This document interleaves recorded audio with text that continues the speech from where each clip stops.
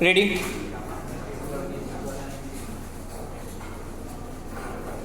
Ready, start.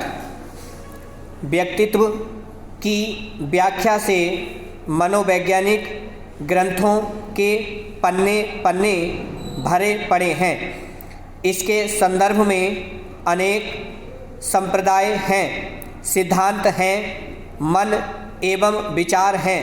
हम व्यक्तित्व के इस विश्लेषणात्मक चिंतन के फेर में नहीं, वरन व्यक्तित्व के उस मूल स्वरूप की बात करना चाहते हैं जिसमें हम जीते हैं, हमारे एहसास होते हैं और सही माने तो हम होते हैं।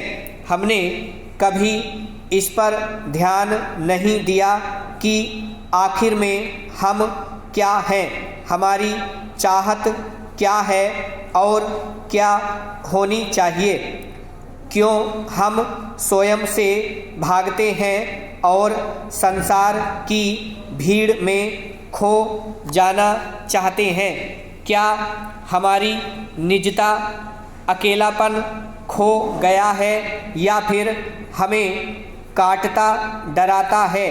ये सारे चुभते प्रश्न हमारे व्यक्तित्व के स्वरूप को दर्शाते हैं कि हम क्या हैं और वास्तविक रूप से कैसे हैं। जब हम अकेले होते हैं तो हम अपने व्यक्तित्व के वास्तविक स्वरूप के पास होते हैं। एकाकीपन में ही इसका निरीक्षण परीक्षण करने का मौका मिलता है। साधक का व्यक्तित्व साधना की आग में तपकर निखरता है और यह अकेले एकांत में ही सधता है। हम अपने वास्तविक स्वरूप का बोध पाते हैं तब जब हम अकेले होते हैं। भीड़ में तो यह सब खो जाता है। भीड़ में एकाकीपन गायब हो जाता है, वहाँ पर हमारी निजता समाप्त हो जाती है।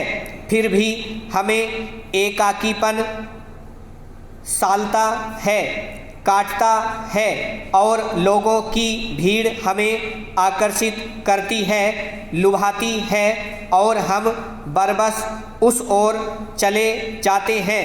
अकेले में घुटन होती है, तरह तरह की कल्पनाओं के डरावने रंग रंगते मिटते हैं। मन भयाक्रांत हो जाता है और हम इस भय से भागते हैं।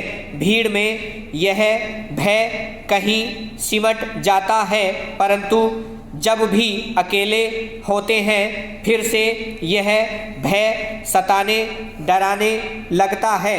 आखिर वह कौन सा अज्ञात भय है जो हमें अकेले में डसता है और भीड़ की ओर भागने के लिए विवश करता है? और भीड़ में ऐसा क्या है जहां हम अपने को सुरक्षित पाते हैं?